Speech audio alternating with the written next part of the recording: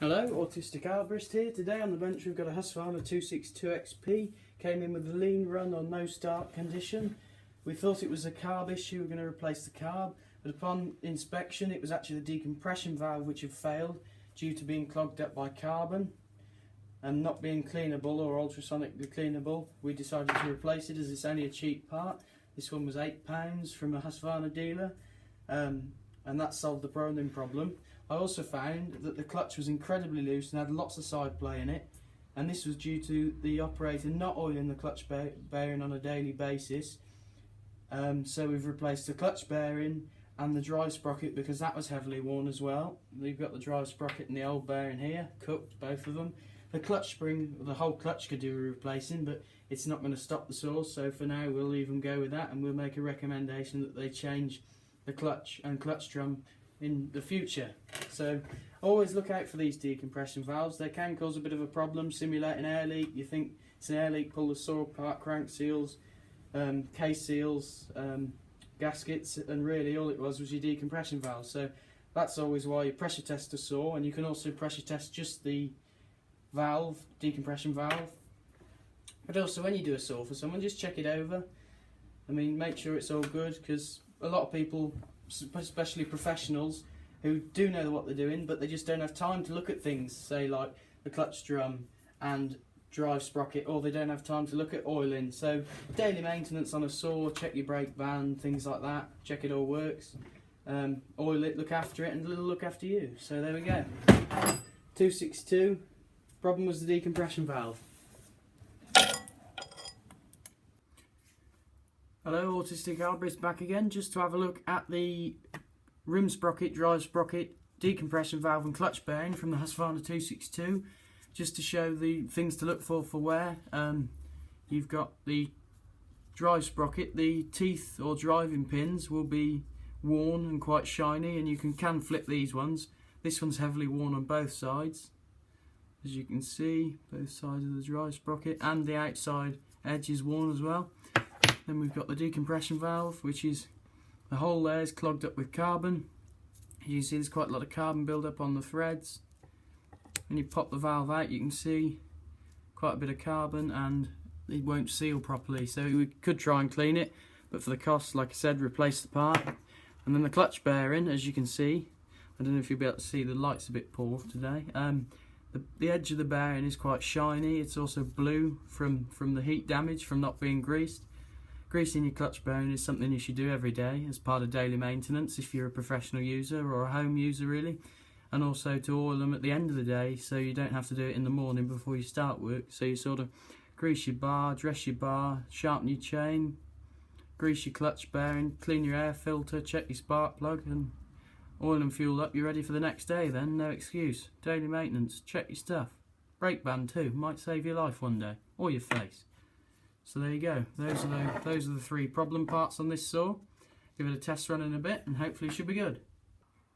And one final thing about these Husqvarna saws is you've got especially the 254s, 262s, 266s, 268s and 272s, that sort of era saw. You've got the summer winter flap on the inside of the air filter cover, which as you can see on this saw has been left open, causing quite a lot of dust ingestion into the air filter box, which is why the air filter has had to be replaced. Where's the air filter? There.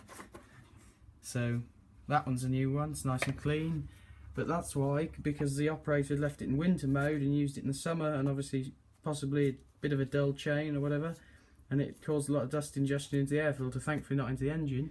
And another thing to note on these Husqvarna saws is when you put the spark plug boot back on, you can get it off, you want to clip it in to the corner of that case there. You see when you pull him out, you clip him in like that and he pushes in, and what that does is holds it away from the cylinder and causes it from melting and arcing. And make sure you put it on right.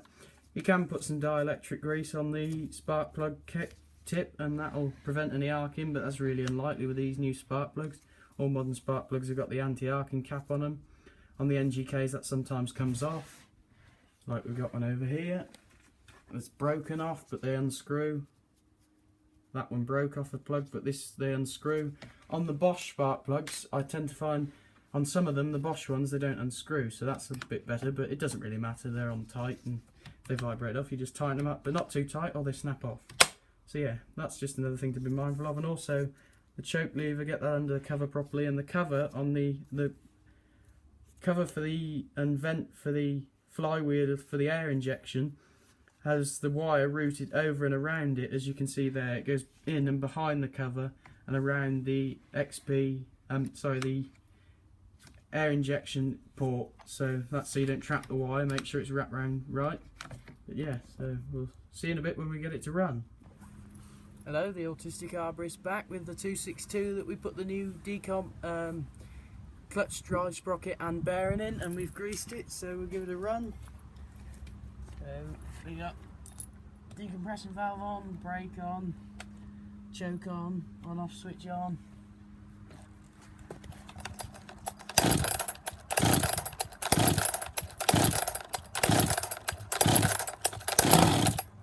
Fired, turn the choke off, leave it on fast run, so just push the choke in.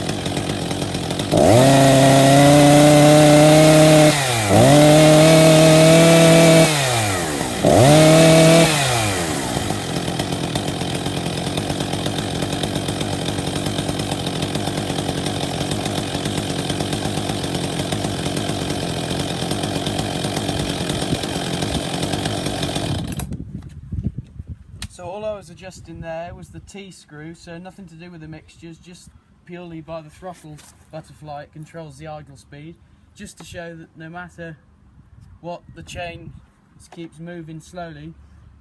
It could turn it down more, but the saw wouldn't want to run when it was cold. So what's the matter is the clutch has been overheated. I don't know, has this been used for milling or whatever, but the clutch has been overheated. Too long a bar, could be anything. And so the spring is stretched and the clutch runs constantly, so we're going to make a recommendation to the owner of this saw to change the clutch. But it cuts, and that's all some people want. So you can only do what the customer wants, so there we go.